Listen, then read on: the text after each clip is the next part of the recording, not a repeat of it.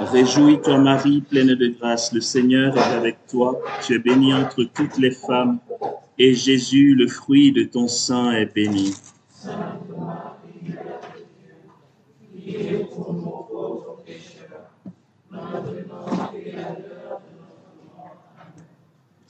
Réjouis-toi Marie, pleine de grâce, le Seigneur est avec toi. Tu es bénie entre toutes les femmes, et Jésus, le fruit de ton sein, est béni.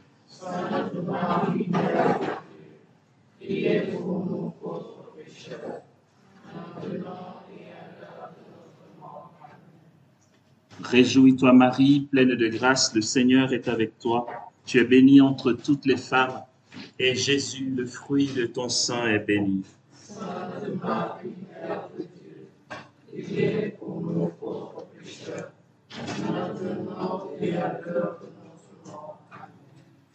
Gloire au Père et au Fils et au Saint-Esprit.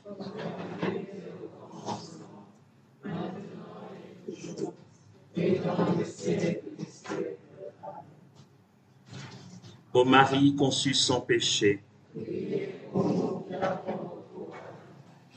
cœur immaculé et douloureux de Marie,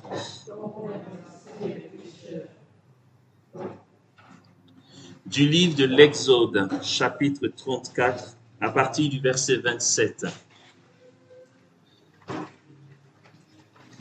Le Seigneur dit à Moïse, « Mets pas écrit ces paroles,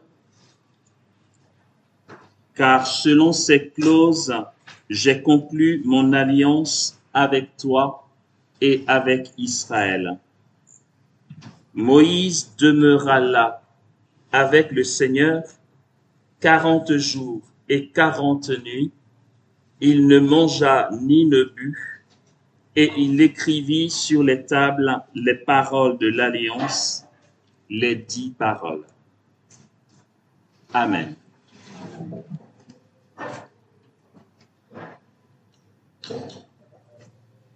Ok.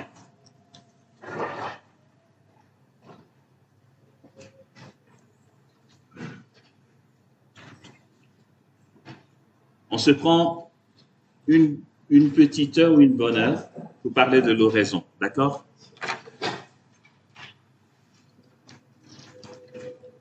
Moïse reste 40 jours et 40 nuits dans la présence de Dieu. Il ne mange pas et il ne boit pas et il reçoit les paroles, les 10 paroles. C'est une question d'amour. Le fondateur de la communauté des béatitudes dira « Il n'y a d'oraison effective que d'oraison affective ». C'est une question d'amour. Moïse n'a pas pu recevoir 10 paroles au Sinaï.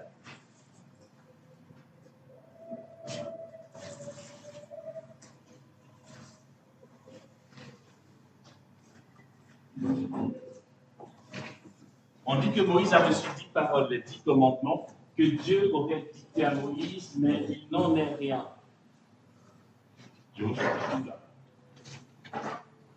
Dieu n'a pas prononcé 10 paroles pour Moïse, ou encore pour le peuple. D'accord? Moïse a vécu une seule réalité au Sinaï. C'était la rencontre avec Dieu qui, par essence, est amour. Au Sinaï, je ne vais même pas dire que Moïse a reçu le mot amour.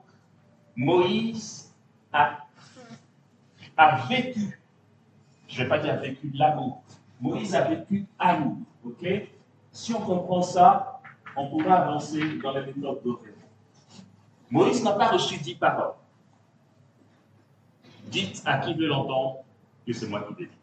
Je sais que j'ai raison selon la tradition d'Église. L'une des raisons qui nous fait savoir, je vais citer 2 sources, qui nous fait savoir que Moïse n'a pas reçu 10 paroles, c'est d'une part le Talmud de Jérusalem. Le Talmud de Jérusalem, ce sont les rabbins qui interprètent la Torah. La Torah, ce qu'on va appeler la Torah, c'est les 5 livres de Moïse, d'accord? Le Talmud dit que Moïse a rencontré le Dieu d'amour et il a compris. Moïse descend dans le Saint-Esprit, bien sûr, dans le Seigneur, dans l'Esprit Saint qu'il anime et qu'il habite. Moïse comprend ceci. Si l'être que j'ai rencontré est amour, alors il ne peut pas vouloir qu'on tue notre prochain. Moïse, tu ne tueras point, tu adoreras Dieu seul, les 10 paroles, etc. Moïse déduit les 10 paroles du Dieu qui est amour. Si on a du mal à comprendre ça, alors on ne pousse pas bien loin notre réflexion, puisque la loi juive ne comporte pas 10 paroles. La loi juive comporte 613 commandements. N'allez pas me dire que Dieu a dicté 613 commandements à Moïse. Non, ce n'est pas vrai. Moïse a compris amour, et de amour, du Dieu qui est amour, il a déduit les 10 paroles qui sont au service du Dieu d'Israël, du Dieu d'amour. La deuxième raison, là pour le coup c'est une nouveauté christique, la deuxième raison qui nous fait savoir que Moïse n'a pas pu recevoir 10 paroles au Sinaï, mais qu'il a vécu amour, c'est ce que Jésus dit. Les gens bataillent, ils posent des questions. Jésus dit, les gars, c'est ça. Vous savez, toute la loi, les 613 commandements et les prophètes se résument en une seule chose, tu aimeras Dieu. Et ton prochain, c'est le et ton prochain qui donne à Moïse de déduire tout ce qui va découler de ce qu'il a vécu, à savoir 613 commandements. La loi du talion, tout ça a découlé d'une expérience que Moïse a vécue. La rencontre avec Dieu est une question d'amour. Voilà pourquoi on ne reste pas dans la présence de Dieu en vue d'une intention, on reste dans la présence de Dieu pour un cœur à cœur, pour communier à Dieu. Autrement, on ne laisse pas le Dieu d'amour s'exprimer vraiment en nous. Et du coup, Jésus va se permettre de dire, vous avez entendu qu'il a été dit œil pour œil et dent pour dent. Ah, c'est ce que vous avez entendu. Eh bien, moi, je vous dis. Si c'était une dictée que Moïse avait reçue de Dieu, Jésus ne se serait pas permis. Ok? Aussi, l'auteur de la lettre aux Hébreux dira, j'espère que je vais bien citer, après avoir parlé à maintes reprises et sous maintes formes à nos pères par les prophètes, Dieu, en ces temps qui sont les derniers, nous a parlé par son Fils, effigie de sa substance. Il a parlé par les prophètes. Et ça, non mais c'est super important, ce côté-là, c'est qu'en fait, toute prophétie, toute vision, toute parole que Dieu donne ou que Dieu aurait donné, d'accord, découle de nos facultés. Le prophète dit Dieu et Dieu dit le prophète. Le prophète est le prolongement de Dieu, mais l'Église est claire pour dire que le prophète ne parle que par le filtre de sa personnalité, tenant même compte de son contexte socio-culturel. La prophétie n'est pas une dictée, c'est faux. Enfin, c'est faux, oui, c'est pas vrai, c'est faux, c'est un peu méchant, mais c'est une méconnaissance de la réalité, d'accord? Même ceux qui vivent les apparitions, je parle d'apparitions, ceux qui voient Jésus ou Marie ne les voient que par le fil de leur personnalité.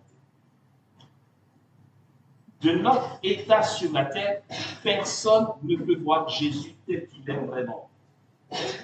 Il mourrait, d'accord? Ok.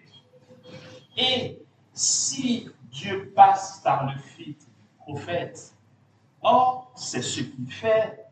Et cette Bible que nous avons là, a été écrite par des auteurs sacrés et ils ont mis par écrit les paroles qu'ils ont jugées justes selon leur jugement humain, selon leur conscience et leur contexte pastoral. Ouais, non, le contexte socioculturel, pardon. D'accord? Du coup, la parole de Dieu, cette Bible que nous lisons, nous devons la lire à la lumière du Saint-Esprit qui l'éclaire davantage, pour plus de profondeur. Ce qui est écrit ici n'est pas une dictée. Dans l'introduction à la Bible, on voit tout ça. Parce que d'ailleurs, entre ce que Jésus a dit, alors que les apôtres n'avaient pas de dictaphone pour enregistrer, même si la tradition a été fidèle, Jésus n'a pas pu leur parler en français. Il va parler en araméen ou en hébreu. Ensuite, ça va être traduit en grec, en latin, en anglais, en espagnol, en allemand. Chacun va traduire. Ça s'appelle traduction. C'est pour ça que d'ailleurs en italien, le mot traduction se dit traduttore. Et c'est le même mot pour dire menteur en italien. La traduction, ce n'est pas que c'est un mensonge, mais ça déforme la réalité. Donc on ne peut pas penser qu'en lisant un verset ici, c'est vraiment ce que Dieu a dit. Et pour être prophétique, dire Dieu par nos vies, le cœur à cœur est indispensable. D'où l'oraison qui sollicite nos facultés. Et c'est de ça qu'on va partir maintenant. On va se rendre compte, hier je disais que c'est pour tout le monde, c'est universel, d'accord? Ok. Je vais commencer par l'introduction à la prière d'oraison, ok? Et la conclusion. Ça va aller vite parce que ça c'est technique. Avant de voir le cœur même de l'oraison. On se dit, ok, on a été à la retraite, on a entendu tout ça, j'aimerais faire oraison, je fais comment? Concrètement. Le moment vient, on se disperse pour faire oraison, on fait quoi? Tranquille. Je choisis, avant même d'arriver là, quand on s'engage dans la vie d'oraison, c'est considéré comme un CDI, contrat à délai indéterminé. On ne commence pas oraison pour un temps. Enfin, chacun fait ce qu'il veut. Mais si on veut que ça porte son fruit et qu'on expérimente les différents châteaux, degrés du château intérieur selon Thérèse d'Avila, on fait oraison à vie. Très bien. À ce titre-là, pour commencer l'aventure, il faut un programme. On part sur cette base. Tout le monde a la possibilité de se faire un programme. Allez, je prends un stylo, un papier et je me fais un programme. À quelle heure je veux faire oraison chaque jour? C'est pour chaque jour. Si on n'arrive pas à faire oraison un jour, c'est que vraiment, au niveau du programme, c'est impossible. À l'impossible, nul n'est tenu. Mais l'oraison, c'est pour chaque jour. Allons sur l'exemple de quelqu'un qui se dit, je fais oraison, disons, de 8h à 9h. Okay? Je me dis, lundi, enfin, quand je regarde mon programme, entre 8h et 9h, je peux faire oraison. Je le décide. Et je respecte. 8h, il faut que je sois assis pour commencer mon oraison.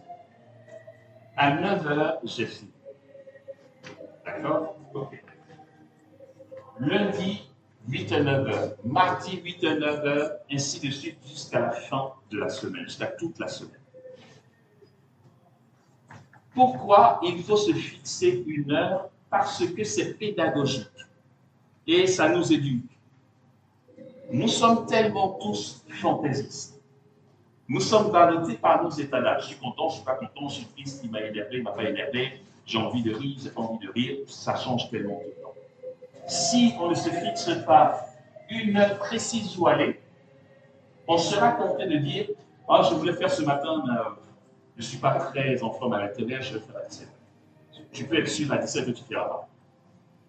Parce qu'il y a un autre qui n'est pas content que tu fasses oraison. il va te créer une situation qui va te prendre la tête et à 17 heures, tu n'auras pas la force de faire. C'est pourquoi, quand tu as décidé d'une heure, tu t'obliges à respecter l'heure. C'est pédagogique parce que ça nous éduque et d'autre part, ça nous permet d'aller à Dieu quel que soit notre état d'âme. Rien ne nous dit que mon état d'âme entre 7h45 et 8h aujourd'hui sera le même état d'âme demain entre 7h45 et 8h. Peut-être que hier, à ce moment-là, j'étais triste, mais aujourd'hui, à ce moment-là, je suis joyeux. Et demain, ça va être, je ne sais pas, je suis déçu, etc. Si je respecte, je m'oblige à aller à Dieu, quel que soit mon état d'âme. Dans les communautés religieuses, c'est ce qui fait que les personnes qui vivent en communauté semblent grandir plus en Dieu que les autres. Parce qu'il y a une règle. Ça, je l'ai appris chez les béatitudes. Après le petit-déj, le sacristain sort le tableau. Et il dit, on va exposer Jésus à 9h tout à l'heure, et on va l'enlever à 18h. Il faut qu'on se relève. Et il dit, 9h, qui veut y aller? Moi. 10h, moi. 11h, moi. Tu as ton heure d'adoration. Supposons que j'ai choisi 11h pour aller adorer. Peut-être que vers 10h30, le responsable m'a convoqué dans son bureau et qu'il m'a passé un savon. Je suis complètement brisé. Et quand il finit, il est 11h moins 5. C'est mon heure d'aller à l'adoration. J'ai tout sauf envie d'y aller. Mais comme je suis inscrit, je vais y aller. Il y a une règle qui oblige à aller au-delà de nos états d'âme. D'accord? Très important au niveau du programme. Il ne faut pas changer les heures qu'on s'est fixées. Ok. Il ne s'agit pas de dire aujourd'hui je vais faire 8 heures, mais demain je verrai. Non. Ok. Ceci dit, c'est très important.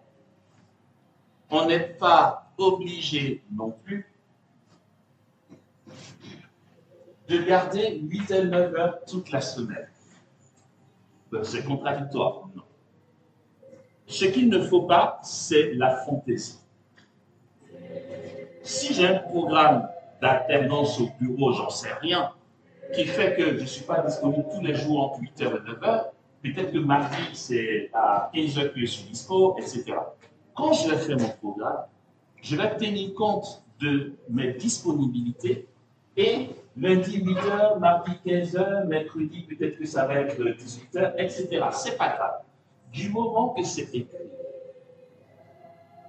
Ne pas changer, ça veut dire ne pas attendre d'y aller selon notre état d'âme. D'accord? Ok. Très bien. Ça, c'est dit. Le programme, c'est fait.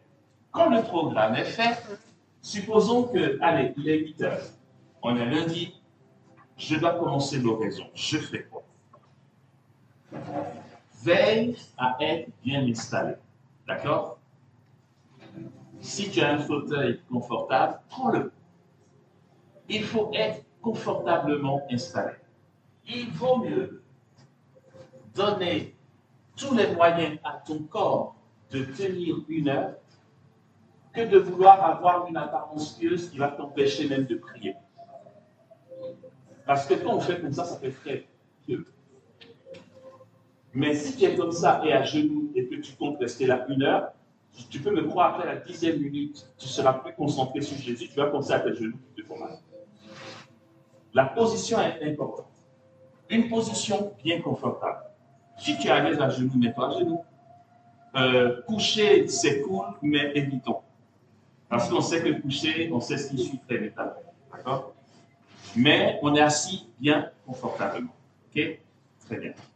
Donc, il est 8 heures. Je suis assis. Je fais quoi?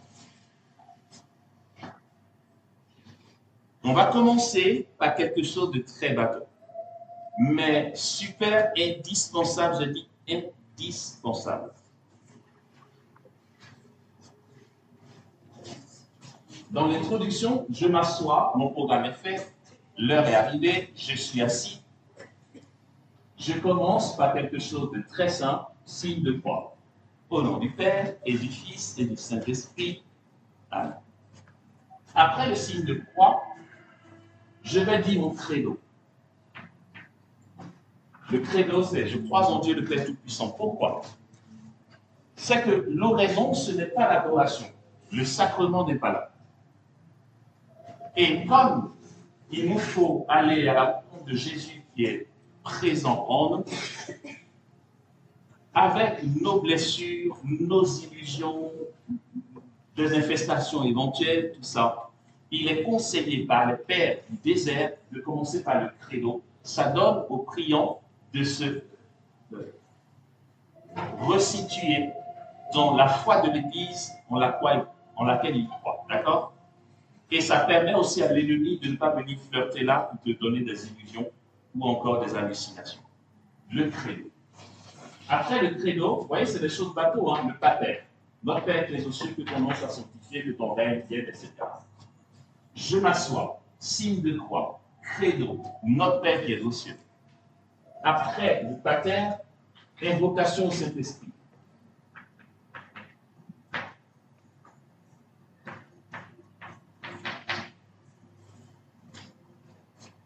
Après le pater, invocation au Saint-Esprit. Tu fais comme tu veux.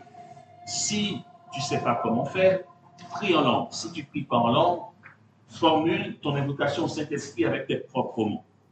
Même si encore ça, tu as du mal, prends une prière toute faite, prends le Veni Creator Spiritus, tu vas invoquer l'Esprit Saint, c'est lui qui va t'introduire dans la relation avec le Christ et qui sera maître de cette rencontre. En fait, l'Esprit Saint va organiser le rencard, ok? C'est pour ça qu'il faut l'invoquer. Invocation au Saint-Esprit.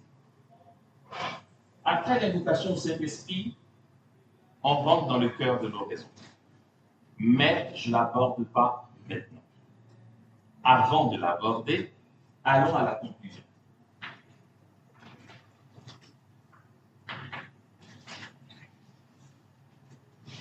On a fait notre heure d'oraison avant de se lever.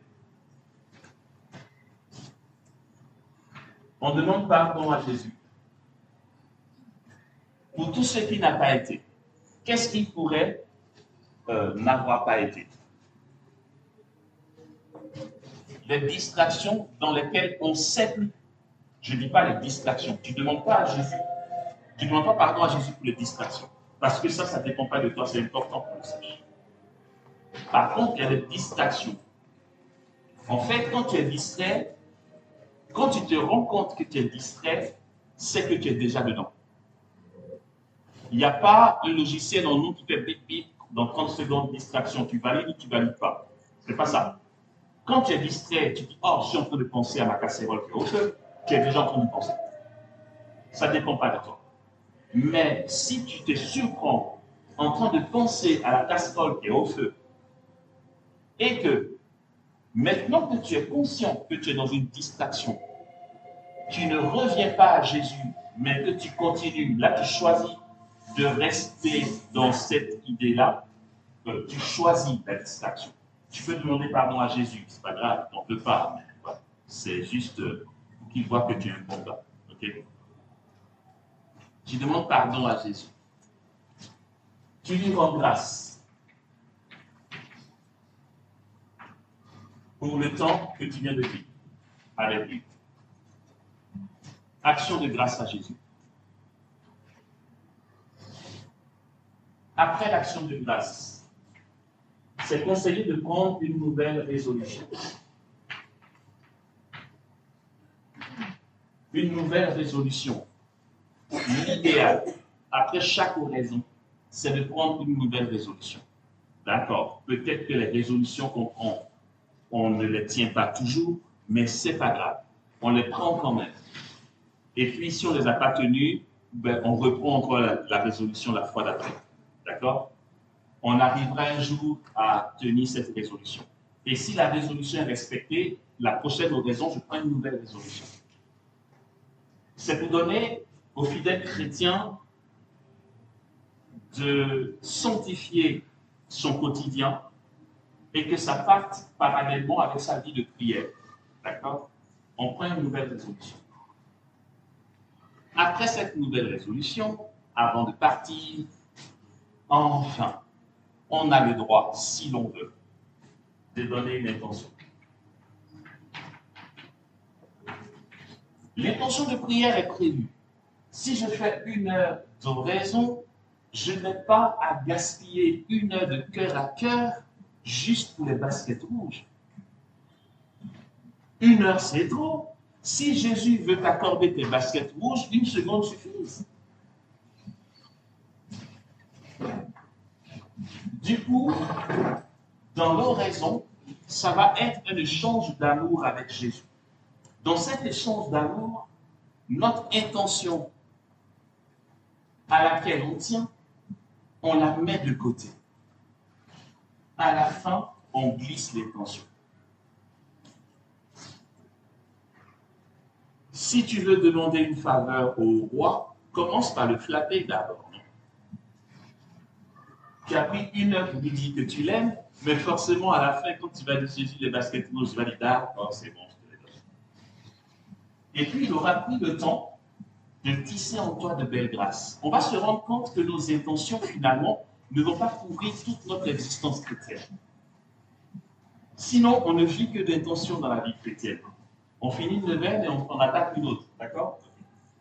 Voici l'introduction, signe de croix, credo, pater, invocation Saint-Esprit, conclusion, pardon, action de grâce, nouvelle résolution, intention. On a fini. Maintenant, on va aborder le cœur de l'autre. Juste avant, il y a un truc, ça me rappelle un détail que j'ai oublié.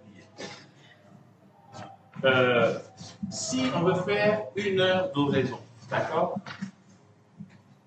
Je dis de 8 heures à 9 heures. Si on veut que le cœur à cœur avec Jésus dure vraiment 1 heure, noyau dure 1 heure, il faut prévoir 1h15 à cause de l'introduction et de la conclusion.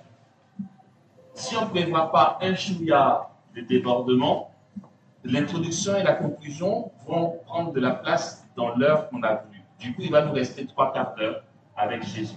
Si on veut faire 3/4 d'heure d'oraison, on bloque 1 heure. Si on veut faire 1 heure d'oraison noyau dur, il faut bloquer 1h15. D'accord? Il faut jouer là-dessus. D'accord. La partie fâcheuse arrive maintenant. C'est bon, je peux passer ici, là?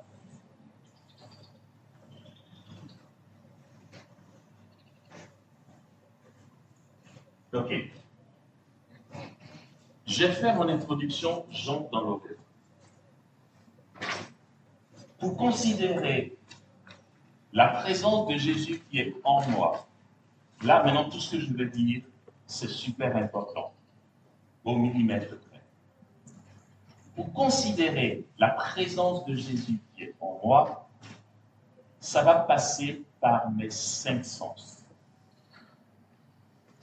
Si je suis un être humain, j'ai les 5 sens.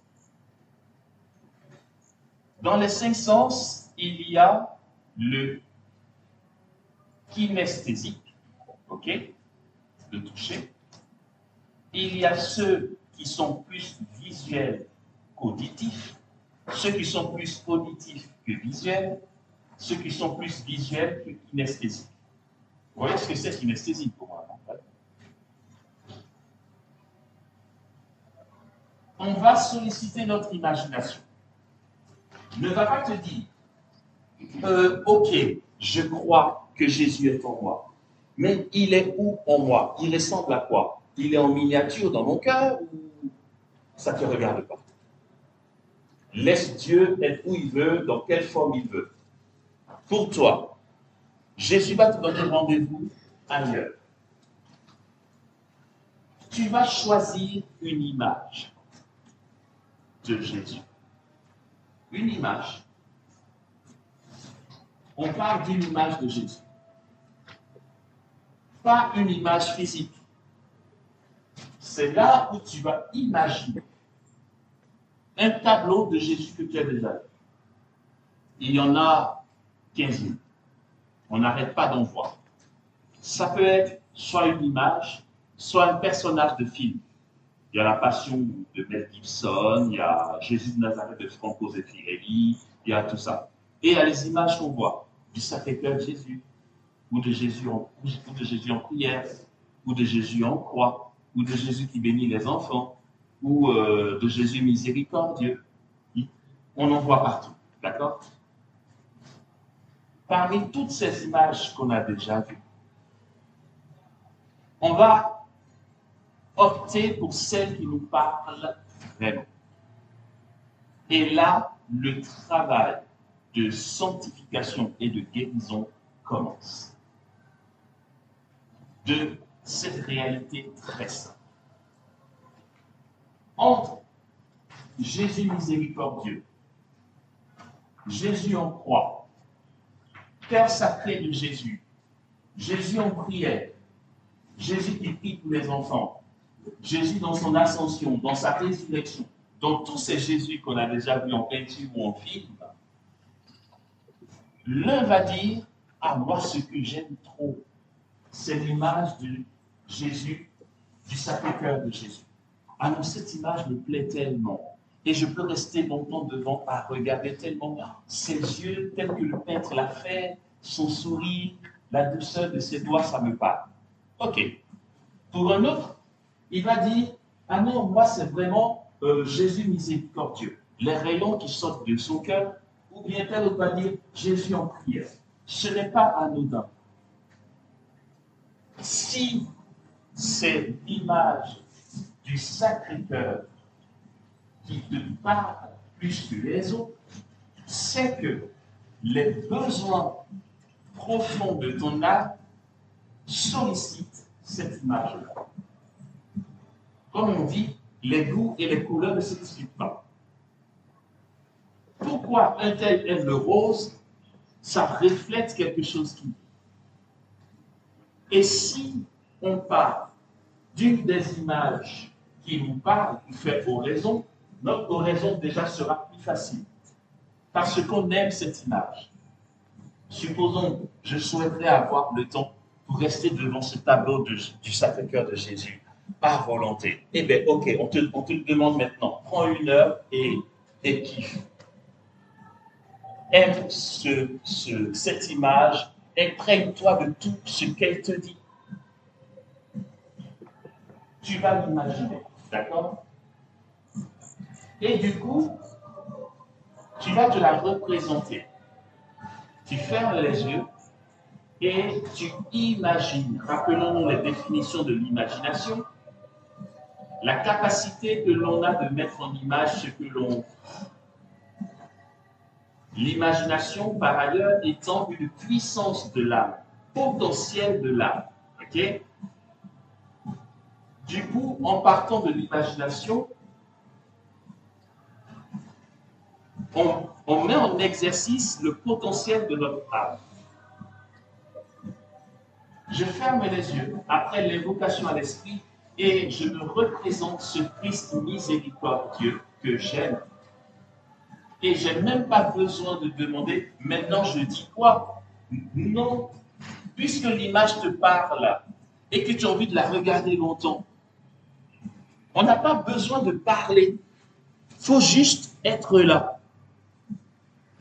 Lors d'un vernissage à la Galerie Amos, le vernissage, le cocktail devait être à 17h, mais on a dit à la clientèle que le tableau serait exposé depuis 10h pour ceux qui préfèrent être tranquilles pour regarder. C'est moi qui ai peint, mais il y a la secrétaire aussi, sauf que j'assurais la permanence dès 10h après l'ouverture de la galerie. Et il y a un monsieur qui est rentré. Il est venu pour l'exposition.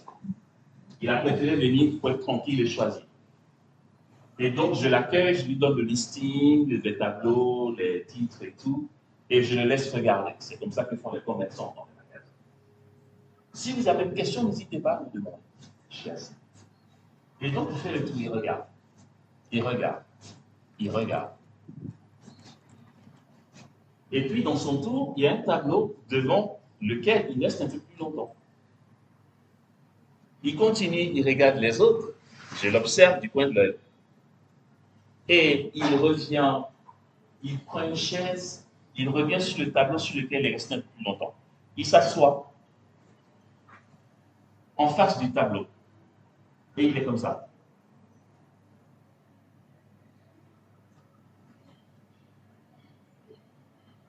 Il dit quoi au tableau? Non, franchement. Est-ce que vous pensez qu'il est en train de dire tableau, tu es beau, je t'adore, oh, comme tu es mignon? Il n'y a pas besoin.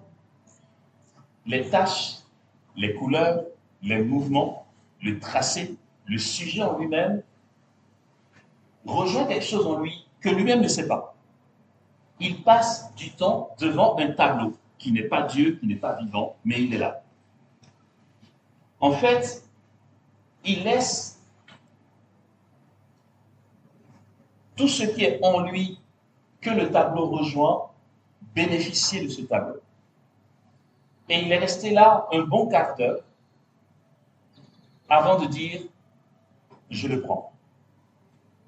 Et ce je le prends, ça me rappelle ce que nous disait notre professeur d'art à l'école d'art. Dans les techniques d'exécution d'un tableau, je ne vais pas vous en parler là, mais il y a des astuces pour qu'un tableau soit réussi. Un connaisseur d'art, quand il voit un vrai tableau, tous les éléments doivent être dedans. Le client ne sait pas tout ça. Sauf que dans l'exécution de la toile, il faut ces éléments-là parce qu'inconsciemment, le client découvre plusieurs techniques et plusieurs styles dans le tableau. Au final, il veut prendre pour mettre chez lui. Pourquoi? Parce qu'il se dit, le quart d'heure que j'ai passé devant ce tableau n'est pas suffisant pour moi pour épuiser tout ce qui me parle dans ce tableau. Alors je l'achète. Je veux l'avoir chez moi. Chaque fois que je rentre du boulot, il est là et je le regarde. C'est quasiment pareil, sauf que pour nous, c'est encore mieux puisqu'on on va s'adresser à Jésus. On va se dire, mais juste là, c'est une image qu'on se représente. C'est pas voilà. C'est une image qu'on se représente. Quand tu as ce Jésus miséricordieux qui te parle, va pas me demander, maintenant je dis quoi à l'image? Soit elle te parle, soit elle ne te parle pas. Si elle te parle, il n'y a rien à dire. Je suis bien devant cette image. Mais reste bien. C'est tout ce que Jésus te demande. Sauf que dans la réalité invisible, Jésus, le vrai Jésus vivant, se communiquera à toi à travers cette représentation. Je vous en prie, ne dites pas merci aux artistes. On a un travail noble. Jésus va te donner rendez-vous là, d'accord? Ok. Tu restes avec cette image jusqu'à la fin de l'œuvre. Et ce qu'il ne faut surtout pas faire, c'est de se dire, je suis un peu fatigué aujourd'hui, l'heure passe pas. Oh, je pensais que j'avais fait 30 minutes, mais je n'ai fait que 10 minutes. C'est long, je suis fatigué. Oh, il me reste encore 50 minutes à me taper. Allez, tant pis, Dieu est bon, miséricordieux, j'arrête, je fais le raison de demain. Interdiction. Dieu, il est bon, ce n'est pas le problème. Mais c'est juste que c'est pédagogique pour nous. D'accord? L'inverse aussi, il ne faut pas faire. Tu t'assois après l'éducation au Saint-Esprit, tu es si bien que d'un coup, quand tu vérifies l'heure, tu crois avoir fait 15 minutes, mais tu en as déjà fait 45. Tu dis, oh, déjà? Et tu dis, oh non, c'est trop cool, je vais faire 1h30 de raison au lieu d'une heure.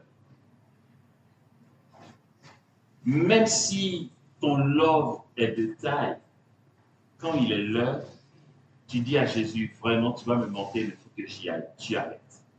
Si c'est catastrophique, interdiction de raccourcir. Si on fait ça, je veux dire, si on se permet de rallonger ou de raccourcir, on va se rendre compte qu'on va avancer comme ça. Il y aura des jours où on va faire 15 minutes, d'autres jours où on va faire 1h45, après on va faire 9 minutes et demie, etc. On ne sera pas stable, d'accord? C'est pourquoi, quel que soit l'intérieur de nos raisons, il ne faut pas modifier l'heure. Même si un ange t'apparaît, les cieux s'ouvrent et que tu vois la danse des anges, ils auraient dû commencer plus tôt. Si c'est 2 minutes avant la fin, tu leur dis franchement, votre chorégraphie est géniale, mais je vais devoir partir. On arrête. C'est super important. Ok? Très bien.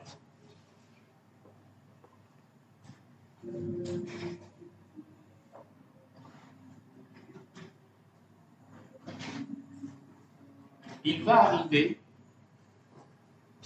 et c'est indispensable, pour ceux qui vont respecter en tout cas, que d'un jour à l'autre, si on le respecte, on va se rendre compte qu'on fera une semaine. Au début, c'est un peu galère. Je nous préviens. Quand j'ai commencé Oraison, je me suis tapé des céphalées. Tellement je voulais rester concentré. Mais c'est vrai que ce n'est pas... En fait, c'est beau. C'est la preuve que tu as vraiment mobilisé toutes tes facultés et que ta volonté était vraiment volontaire. Tellement tu as cherché à être concentré. Il ne faut pas en avoir peur. Moi, je me suis tapé des céphalées parce que l'oraison, je la faisais de 9h à 17h. J'avais 18 ans. Et on m'avait appris à peine à faire l'oraison. Et je voulais tellement de grâce que je faisais longtemps pour être sûr que je devais avoir beaucoup de grâce. D'accord? Et je restais longtemps concentré et après je me tapais des migraines. Dans les premiers jours, première semaine, 2 premières semaines, ne vous étonnez pas d'avoir l'impression que vous êtes tendu, c'est normal. Ça va passer. Ça passe très vite. En général, ce que je dis n'est pas une science exacte. Ce que je dis maintenant n'est pas une science exacte. Mais autour de 2 semaines, 3 semaines, 10 jours d'oraison, on est confronté à une sécheresse.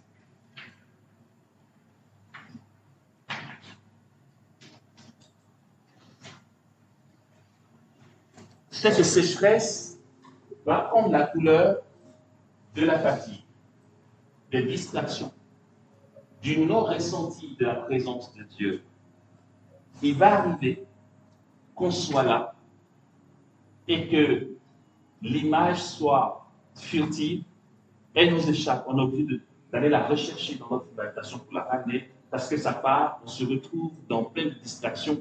On se rend compte que dans l'heure, on aura eu 35 minutes de distraction et 25 minutes de recueillement pour adorer Jésus. Ça va prendre cette forme-là. La fatigue aussi. On va traîner les pas. Oh non, c'est l'heure de l'oraison. Il paraît qu'il faut y aller quand même. Bon, après, voilà, je fais ce que je veux, je m'en fiche.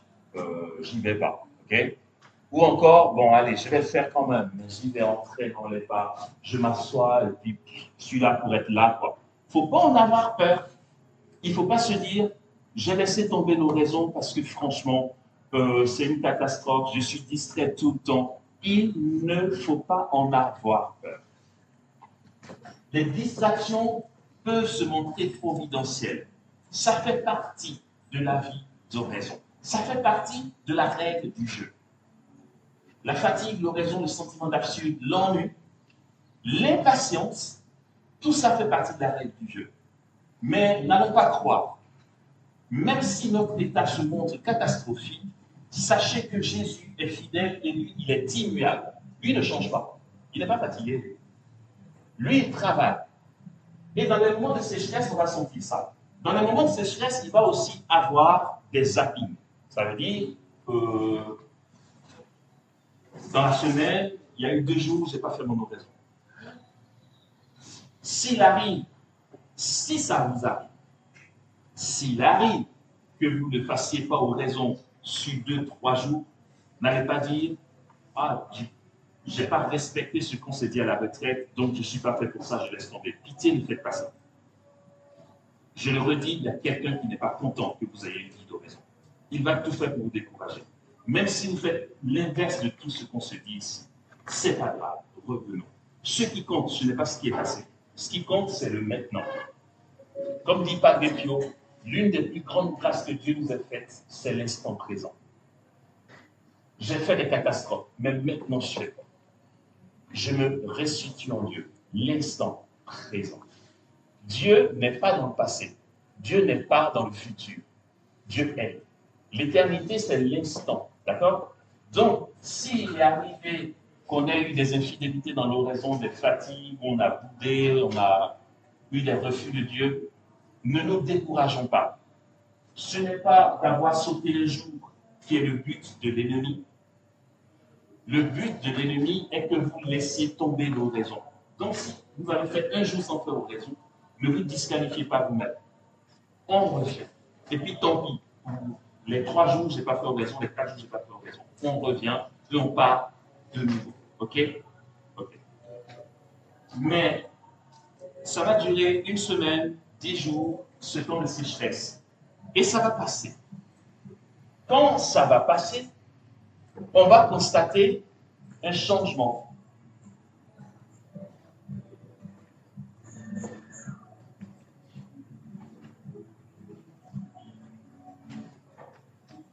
Tu fais pas.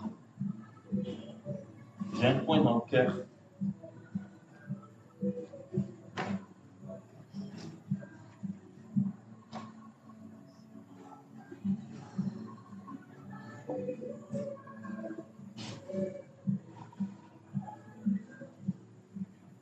Et... Ok, je sais plus ce que j'ai dit. Oui, quand la sécheresse va passer, en revenant faire oraison, on va se rendre compte qu'il va y avoir des petits changements. D'accord? Ces changements, c'est quoi?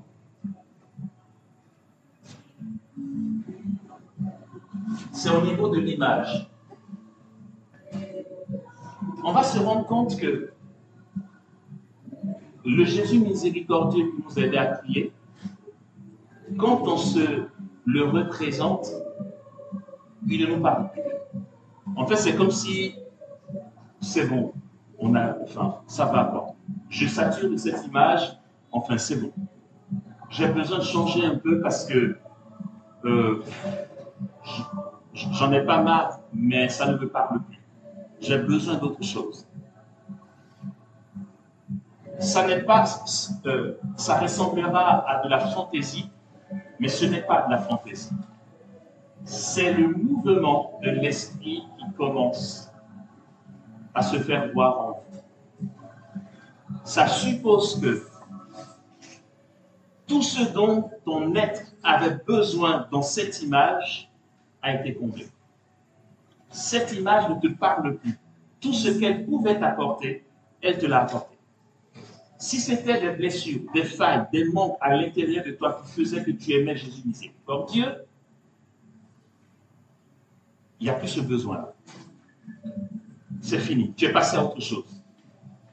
Et quand ça va arriver, et que tu vas te représenter Jésus miséricordieux, ça te parlera. À ce moment-là, tu fais comme si ta tablette. Tu dis, allez, on va aller voir une autre image. Tu zappes. Jésus en croix, non. Jésus en prière, non. Jésus qui bénit les enfants, ah ouais, c'est cool, d'accord, ça. Tu passes sur une nouvelle image. En changeant d'image pour voir laquelle te correspond, tu es déjà en train de te familiariser au mouvement intérieur de l'esprit, mais tu ne sais pas encore ça. Tout ce que je dis là te paraîtra juste naturel, mais pas du tout, vous allez voir. Et donc, allez, Jésus qui bénit les enfants, ça me parle, et tu fais oraison avec ça. Et tu fais oraison avec ça, et plus le temps passe, et plus le temps passe, et plus le temps passe, tu auras une autre série de sécheresses qui sera, là aussi c'est important de savoir, une autre série de sécheresses qui sera à la fois passif et actif. Je vais dire ce que ça veut dire. Ça commence toujours par l'actif.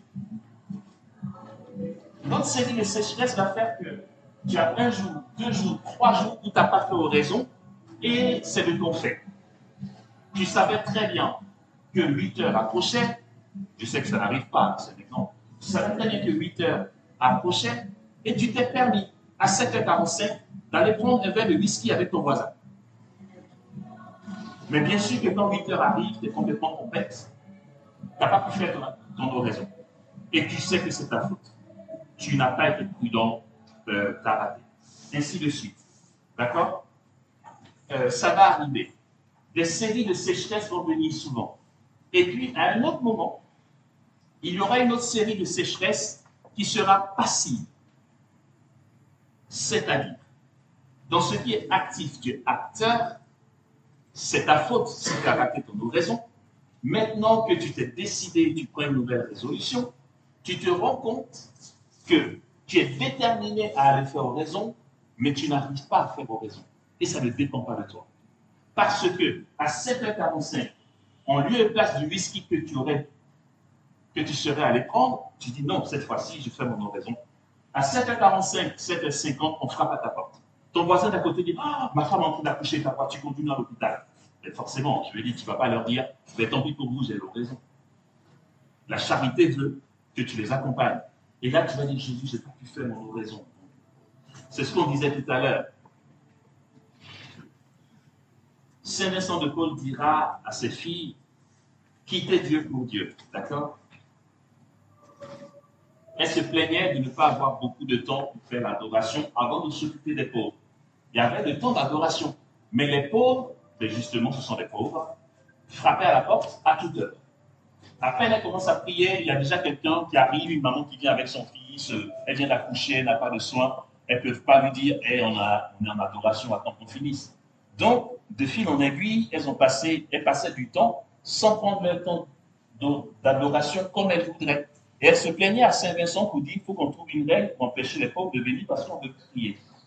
Et Saint-Vincent leur a dit, si vous êtes en adoration, que vous êtes interrompu par une sollicitation, vous ne quittez pas Dieu.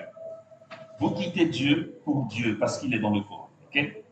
Donc, dans cette purification qui se veut passive, ce n'est pas notre faute.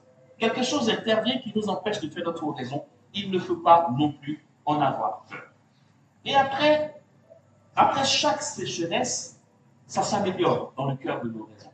C'est pédagogique, c'est une pédagogie divine, et ça arrive pour tout le monde. D'accord? Ok. Qu'est-ce qui va s'améliorer davantage? On va se rendre compte que de sécheresse en sécheresse, on va changer d'image. On va changer d'image. On va changer d'image. Entendons, nos besoins intérieurs liés à ces images sont en train d'être comblés. Sont en train d'être comblés. Sont en train d'être comblés. Et moi, j'ai plusieurs fois entendu ce cas de figure où des personnes qui se sont lancées dans la vie d'oraison me disent ah, moi, c'est fou. Moi, telle situation me met en colère, mais tu n'imagines même pas. Mais depuis que je fais oraison, la même situation s'est présentée, ça ne m'a rien dit. Mais j'ai été surpris de moi-même parce que non, j'étais tout calme. C'est parce que chaque image t'apporte, te comble dans des failles que tu ne sais pas. L'Esprit Saint sait, tu changes d'image. De sécheresse en sécheresse, on y va. Dans la vie d'oraison, il y a les moments où on n'arrive pas à le faire, il y a les moments où on n'arrive pas à le faire par notre propre faute, par la faute de quelque chose d'autre, de quelqu'un d'autre. Mais tout ça, c'est la vie d'oraison, d'accord? Et puis, arrive, moi je vais m'arrêter dessus, il y a encore à dire, arrive la partie où ça devient trop calme. Tu viens t'asseoir, pour faire oraison, tu veux choisir une image, tu zappes les images, ça, non, non, non. Oh, peut-être l'autre, tu reviens, non. Tu zappes, tu as beau chercher dans ta mémoire, ton imagination, il n'y a rien, plus aucune image qui te convienne. Et puis, tu perçois en toi le moment où tu peux te faire ton Jésus à toi. Non plus le Jésus des peintres ou des cinéastes, ton Jésus à toi. Tu te dis par exemple, mais ok, toutes ces images ne correspondent plus à mon besoin. L'Esprit Saint, subtilement, sans que tu le saches, sera en train d'agir sur ton imagination. Tu vas te dire, allez, je veux voir Jésus comment? La manière dont je veux le voir maintenant correspond à mes besoins du moment. Et comment je veux le voir? Aucune image ne me sert l'image de Jésus que je veux voir. Alors je vais imaginer. Je m'imagine à la plage. Et mon oraison va être comme un scénario. Allez, dans mon oraison, je m'imagine à la plage. Le jour commence à baisser. Les gens commencent à partir. Moi, j'aime rester là pour voir le coucher du soleil. Je suis seul à la plage et au niveau du soleil là-bas, je vois une silhouette. Et je tombe à genoux. Et cette silhouette se rapproche. Et au-dessus des vagues de la mer, je vois le vêtement de Jésus qui bouge au gré du vent des vagues. Et il est en vêtement blanc. Et il est ressuscité. Et il me sourit. Et ben, c'est mon Jésus. Ça ne te regarde pas. C'est mon Jésus. Je m'imagine ça. Et je fais oraison avec ça. Du coup, notre imagination qui nous donnait d'apporter des images que nous connaissons laisse place à plus aucune image qui existe, mais au Jésus tel que j'aurais souhaité le voir. Et je me l'imagine. Et je fais oraison avec ça. Et puis chaque jour, soit cette représentation m'a tellement béni que le lendemain, je la remets. Et ainsi de suite, jusqu'à ce que je sente le besoin de changer de scénario. Je deviens scénariste. Allez, maintenant, non, je sors de l'église après la messe, je suis resté un petit peu prier, les gens sont partis. Et puis en rentrant chez moi, ben, j'ouvre le portail de l'église en partant. Ouf, je vois une lumière devant moi et la lumière s'ouvre et je vois Jésus en rouge avec son cœur lumineux qui me dit coucou, trop bien. Je me l'imagine, mais ça ne regarde personne. Parce que tout ce que je vais m'imaginer est lié à mes besoins, à moi. Et ainsi, on commence à grandir dans l'oraison. Je vais un peu vite m'arrêter. Mais ça, c'est quand on continue l'oraison. Celui qui s'arrête en chemin va dire, ben, j'ai rien de tout ce qu'on s'est raconté, mais vas-y, continue. Et tu verras que ça viendra. D'accord? Notre quotidien, nos relations fraternelles, nos relations amoureuses, nos relations avec les collègues, nos amis, notre vie sociale, ça va changer. Notre organisation va changer. Nos réactions face aux situations vont changer. Il n'y a pas eu besoin de faire 40 jours de jeûne assez, cassé, brisé, je ne sais pas quoi. Les endroits où on était tenté et très fragile, on va se rendre compte qu'en fait, la tentation n'en est plus une vraiment du tout. Parfois, le démon te tente et puis tu lui dis, mais tu n'as pas mieux que ça. Parce que franchement, c'est tout sauf une tentation, tu vois. À Fatima, j'étais à l'hôtel. Après un pèlerinage, ils m'ont offert 3 nuits seules à l'hôtel pour me reposer. J'étais à Fatima à l'hôtel. Donc, je faisais la dévotion, je venais dormir. Et comme j'étais seul à la salle à manger, ils m'ont réservé une seule table. Et il y avait des pèlerins qui sont en groupe et tout. Bref, je vous passe les détails, mais il y a un Italien. Il faisait 65, 68 ans, 70 ans par là. Qui le salue avec son français tordu, c'est pas grave, je lui pardonne, il est italien, il n'est pas français. Il sympathise avec moi, mais tu es tout seul. Je lui dis oui, les pèlerins sont partis, en fait, bref, vite fait. Il me dit ok, bon appétit, merci. Il se sert, il mange, moi je mange, je finis, je pars. Et je me rends compte que quelqu'un me suit par derrière. Je regarde, c'est lui. Donc on prend les marches ensemble. Et il continue de sympathiser, il me dit qu'il a écrit un bouquin du pèlerin, on prend l'ascenseur, moi je vais au deuxième, il va au quatrième. Il me dit, j'aimerais t'offrir un bouquin pour que tu dises, tu vas voir, tu me diras ce que tu en penses. Je lui dis ok. Il me dit c'est en chambre là-haut, au quatrième. Très bien, je pars. On part à sa chambre, moi j'attends dans le couloir, il me dit viens, no problème. J'y vais. Arrivé là, le gars commence à faire no problème. Il veut me faire un bisou. Non mais attends, mais sérieux, mec. Mon premier réflexe, c'était de lui donner un coup de poing. Comme il n'y a pas de caméra, il peut aller dire que c'est moi qui l'ai agressé. J'ai juste fait un bond en arrière et il était confondu. Il s'est confondu. Sorry. J'ai ouvert la porte. En partant, il a mis sa tête dans le couloir. Sorry. Non, mais je dis, tout quoi. Et là, je rentre ensemble, je dis au démon, tu veux me tenter, c'est ça que tu veux. Là, c'est pas une tentation, mais c'est plus une tentation. Donc là, le mec de 70 ans, machin, oh, j'avais déjà son bouquin en main. Donc, arrivé en chambre, du coup, je vais voir qui il est, je regarde sa biographie. En fait, c'est un big boss en Italie, un gars du Sénat et tout, voilà. Et je vois qu'il a 68 ans. Non, mais ça va pas. No problème. Il y a des tentations qui n'en seront plus. Des choses ont été phrasées, mais là, c'est la preuve. J'ai raconté ça à un aîné qui m'a dit, non, c'est la preuve que Satan ne nous connaît pas. On pense qu'il nous connaît, il ne nous connaît pas. Déjà, non, mais petite parenthèse, il faut savoir que Satan, ce n'est pas ce qu'on pense. Il n'a dit, il a vu. Quand tu penses qu'il te connaît, c'est qu'il fait gagner tel ou tel. Il tape. Il te suit depuis que tu es né, jusqu'à ce que tu aies 30 ans. Donc, il déduit, tel que je le connais, quand il est fatigué, voici ce qu'il fait. Il anticipe. Mais il ne sait pas ce que tu penses. Dès que tu le perds, pas il entend. Il ne sait pas. Donc, il y a des tentations où, franchement, il rate son coup, quoi. Je lui dis, non, mais attends, tu n'as pas mieux. Je suis à Fatima, à l'hôtel. On va dire grosse tentation d'Amos. On va voir une canon, tu vois, canon, ça. Là, je vais dire, waouh, c'est chaud, c'est piège, aide-moi. Mais ça, non, mais t'as pas tout le mieux.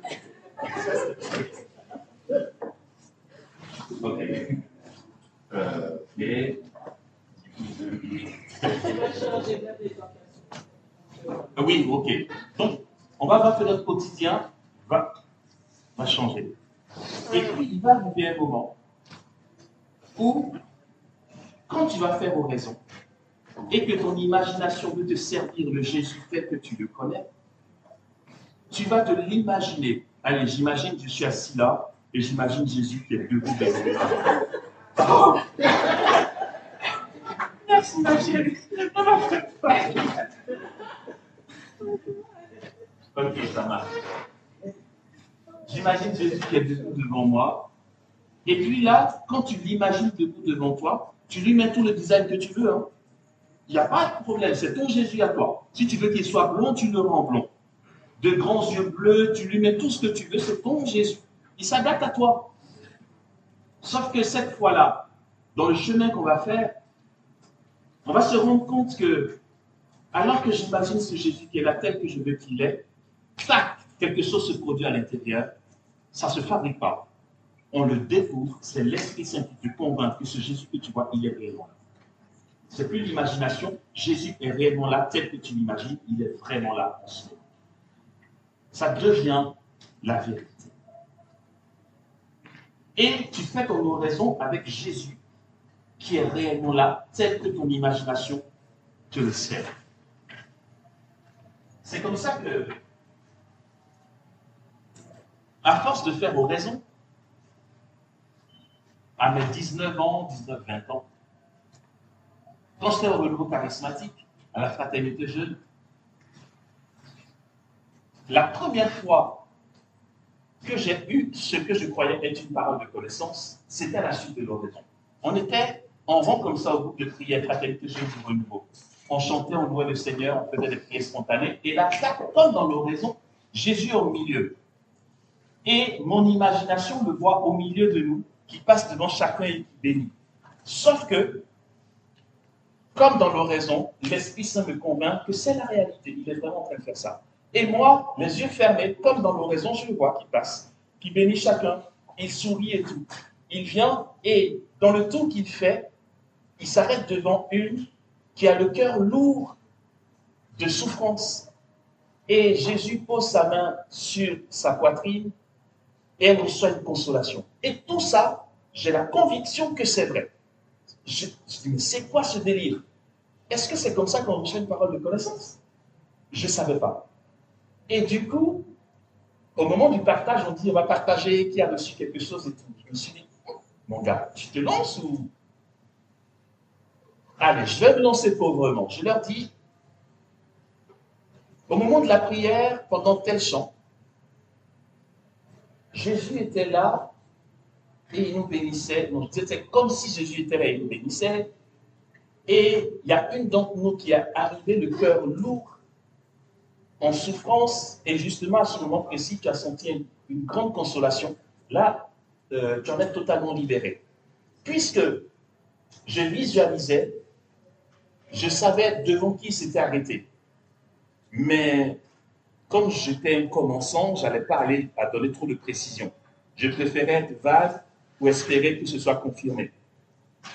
Et voilà. Et puis, la personne qui a été consolée dit, ah oui, à ce moment-là, oui, c'est moi.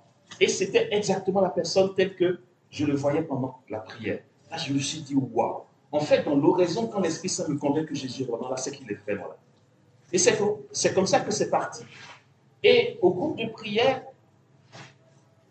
ça commençait, à force de faire oraison, à se multiplier.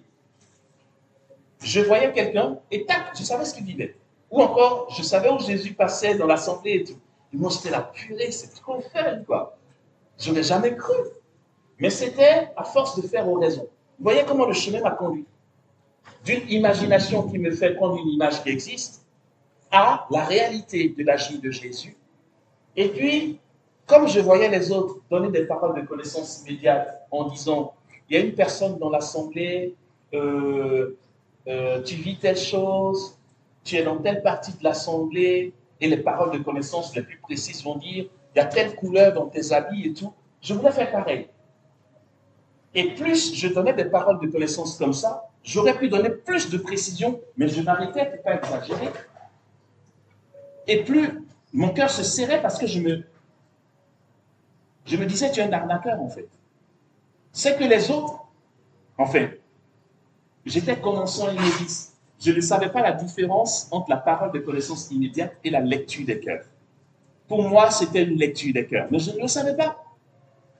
Parce que la parole de connaissance immédiate, tu reçois qu'il y a une personne dans l'assemblée qui dit telle chose, telle chose, telle chose et telle chose.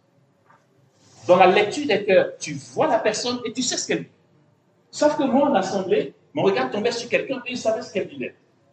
Et si je sais que c'est elle, par exemple, je veux faire comme tout le monde, mais sans savoir inconsciemment. Je ne la regarde pas et je dis, oui, il y a une personne dans l'assemblée, tu es de ce côté, tu dis telle chose, et il y a du monde dans tes actes. Et je me disais, mais attends, est-ce que ce n'est pas faux? Tu la vois, quoi. Et si je voulais donner plus de précision, j'aurais pu, en disant, ouais, tu as des mèches, tu as des lunettes, tu as une montre blanche, les gens vont dire, waouh, quelle précision. Et j'en parle à mon accompagnateur spirituel qui me dit, mais non, ce n'est pas la parole de connaissance immédiate, c'est la lecture des cœurs. Donc arrête de faire ça. Quand tu vois une personne et que tu sais ce qu'elle dit, va vers elle direct. Plutôt que de dire, il y a quelqu'un ici qui... Non, tu la vois, tu y vas, tu dis bonjour. Et depuis qu'il m'a dit ça, c'est trop bien.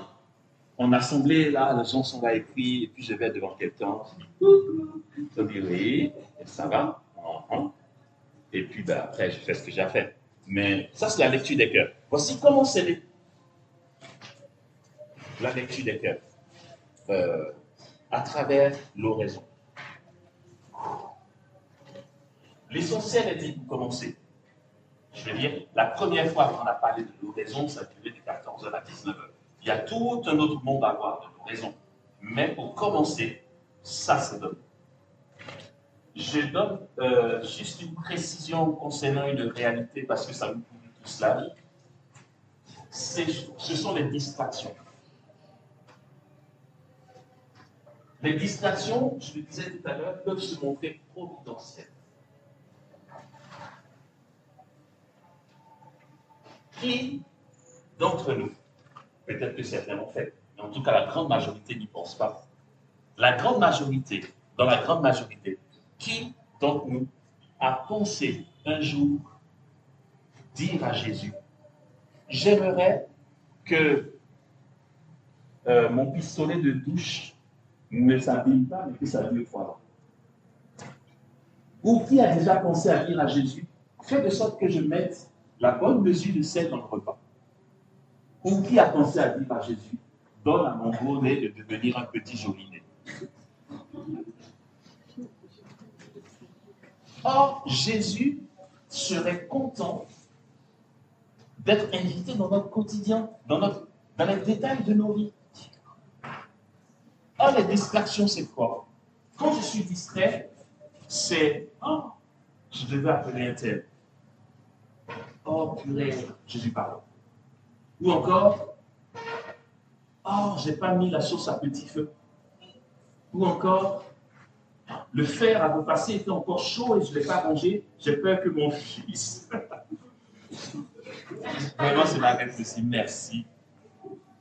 J'ai peur que mon fils se blesse. Ce sont ces choses-là que nous aimons. Ou encore quelque chose qui nous aurait énervé, ou un rendez-vous manqué, etc. Il ne s'agit pas de dire « Oh, fichu, faire à repasser, que Dieu me distrait dans mon oraison. Je te chasse au nom de Jésus, faire à repasser. » Il n'y a pas besoin, d'accord? Il n'y a pas besoin. Quand on est distrait, il faut rester calme et se recentrer sur Jésus. Mais avant de se recentrer sur Jésus, si tu as pensé à ton fer à repasser que tu as oublié de manger, tu confies à Jésus ton fer à repasser. Et l'éventualité que l'un de tes enfants se fasse brûler par ça, tu lui donnes. C'est l'occasion de confier ton fer à repasser à Jésus, qui y a déjà pensé. Oh, mince, Jésus, oh, je devais me raser avant de venir prier parce qu'après je monte. Mais c'est l'occasion de dire, Jésus, je te confie ma barbe, donne-moi une belle barbe. Et je me remets à prier. Et cette prière n'est pas tombée dans l'oubli. Jésus en tient compte vraiment. C'est pour ça que je ne dis pas que les distractions sont providentielles, elles peuvent se montrer providentielles. Il y a une fille qui dit qu'elle fait oraison, c'est vrai. Elle a une distraction. Les distractions sont relatives à notre quotidien, à ce qui touche à nous, nos relations, tout ça, tout ce qui nous préoccupe, tout ça. Elle dit qu'elle fait oraison, et puis, elle ne sait pas d'où ça sort. Elle a une distraction, mais qui est comme un cheveu sur la soupe. Alpha Blondie. Non, mais si elle est ça, c'est vraiment le démon qui nous met de Jésus. C'est pas comme si elle est fan particulièrement d'Alpha Blondie. Ça sort tout de Alpha Blondie. N'importe quoi, dit-elle. Elle revient à Jésus. Une deuxième fois, elle a fait son oraison, Alpha Blondie. Non, mais sérieux? Elle était tentée de faire une prière pour chasser esprit Alpha Blondie. Et d'un coup, elle a dit, ben, bon, écoute, Jésus, j'ai besoin, enfin, je te confie Alpha Blondie. Je ne sais pas ce qu'il fait, ce qu'il fout, ben, bénis Alpha Blondie. Elle finit sa prière et tout, la journée passe. Le soir, aux infos, elle entend l'artiste, le musicien Alpha Blondie a fait une overdose de drogue aujourd'hui, à tel pays, machin. Elle a dit, oh, je débute peut-être trop vite, mais coïncidence pour coïncidence, heureusement que j'ai pris pour lui, quoi. Vous voyez? Le Seigneur peut nous solliciter comme ça, par le filtre de ce qui ressemble à une distraction. Il ne faut pas bagarrer. Et ce qui nous énerve le plus, c'est quand ça touche à quelque chose d'obscène, d'essentiel, de pornographique. Là, on se dit, c'est vraiment le démon qui est là. Dis à Jésus, c'est l'occasion de dire, Jésus, je te confie ma vie sexuelle, la chasteté que j'aimerais vivre, ou encore ma sensualité, je te confie ça va, c'est bon. Jésus n'est pas outré du mot porno, ça va, il nous connaît. Il est plus intime à nous que nous-mêmes. C'est vrai, il ne nous y encourage pas, mais ce n'est pas parce que le mot porno va venir dans la tête que lorsqu'il va faire « Oh !» Ça va, on est humain, il nous connaît, il connaît nos galères, d'accord? Côté distraction, c'est ça. Je finis sur le sommeil. Vous embêtez pas non plus. Ouais, moi, quand je prie, je dors. Quand je fais oraison, je dors. Tu dors comment? Parce que si tu vas faire adoration, mais que tu prévois un matelas et un oreiller, tu vas t'installer. Bien sûr que je te dirais non, fais pas ça. Mais tu vas dans le but d'adorer. Si tu es pris par le sommeil malgré toi, ce n'est pas un problème. Quand tu te réveilleras, continue ton adoration ou ton oraison. Il ne faut pas non plus se décourager parce qu'on est pris par le sommeil. Non, mais le plus drôle, c'est ceux qui mettent leur oraison entre 4h et 5h du matin et qui me disent, je ne comprends pas, quand je fais oraison, je m'endors. Tu fais oraison quand? Entre 4h et 5h, ouais, c'est ça. Et tu me poses la question de pourquoi tu dors. Dans le programme, il faut en tenir compte. Ne va pas mettre ton oraison après un shooting où tu es claqué, par exemple. Ne t'étonne pas que tu t'endors. Ou tu as fait la fête dans la boîte de nuit toute la nuit, et puis les 8 heures, tu dois faire oraison, tu t'endors. Mais forcément, tu vas dormir.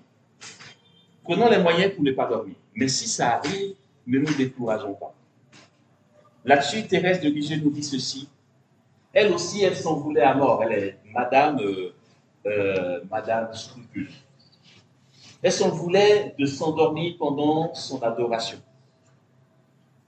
Et puis, un jour, elle a compris, mais c'est par la grâce de l'Esprit Saint, elle a dit, maintenant, j'ai compris. Je ne m'en veux plus quand je m'endors malgré moi. Au contraire, je rends grâce à Dieu. Parce que endormi, ça n'empêche pas Jésus d'agir. J'ai compris que le chirurgien, pour mieux opérer son patient, commence par l'endormir. Donc, ça ne veut pas dire que Dieu nous endort. Mais quand on dort, finalement, peut-être même que Jésus dit, enfin, je vais pouvoir bosser. Non, mais comment il est agité celui-là? D'accord? Voilà. Donc, il ne faut pas se prendre la tête parce qu'on s'est endormi. Ok? Ça fait partie de l'humanité.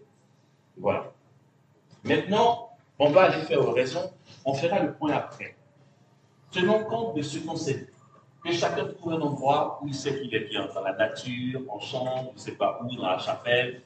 Mettez-vous bien un endroit où vous êtes à l'aise et faites l'expérience de ce qu'on s'est dit.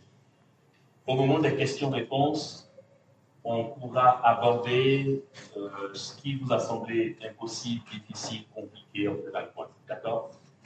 Amen. J'invite 2 mains, 3 mains. Est-ce qu'on peut écouter un instrumental pendant l'oraison? C'est pas conseillé.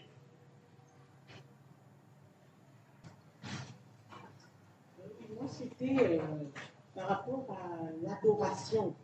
Est-ce qu'on peut faire l'oraison devant le Saint-Sacrement?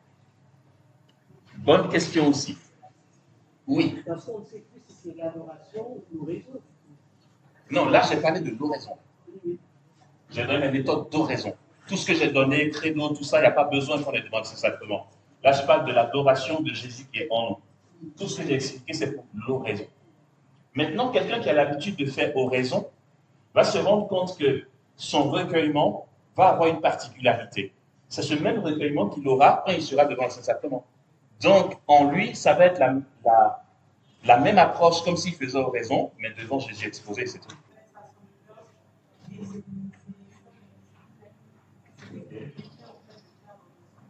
La deuxième question, c'est par rapport au choix de l'image. Il était difficile au début de choisir l'image.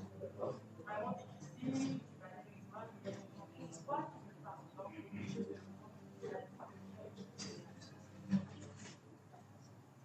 Mais je me demande est-ce que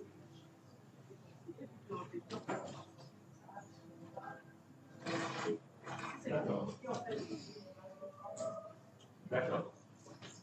Je commence par la deuxième question. Si une personne, pourquoi on demande de choisir une image? On prend la méthode la plus basique pour que tout le monde s'y retrouve. Choisir une image, c'est vraiment quelqu'un qui débarque de chez débarque. Okay?